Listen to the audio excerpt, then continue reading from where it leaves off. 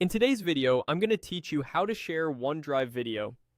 By the end, you'll know exactly how to generate a clean, view-only link that you can send to anyone without giving them access to the rest of your files.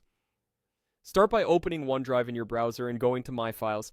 If you're not already signed in, sign in with your Microsoft account so you can see your folders and videos. Navigate to the folder that contains the video you want to share. If you have a lot of files, use the search bar or switch to List View to make selection easier. Click once on the video to select it. You should see it highlighted and a toolbar will appear at the top.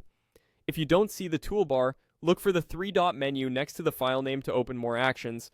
From there, choose Share. This opens the sharing panel where you'll set exactly who can access your video and what they can do with it. In the sharing panel, look for the permission line at the top and click it to open Link Settings. You'll see a permission drop-down that might say Can View.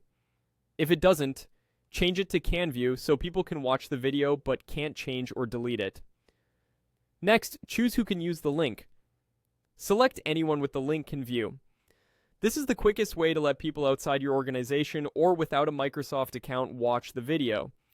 If you need tighter control, you can choose only people in your organization or specific people, but for a simple share, anyone with the link works well. You may also see options to adjust how restrictive the link is, such as whether people must sign in, whether they can download the file, or other safety controls. Decide what fits your situation, then confirm your choices by clicking Apply. Applying saves your permission settings and takes you back to the sharing panel. Now, click Copy Link.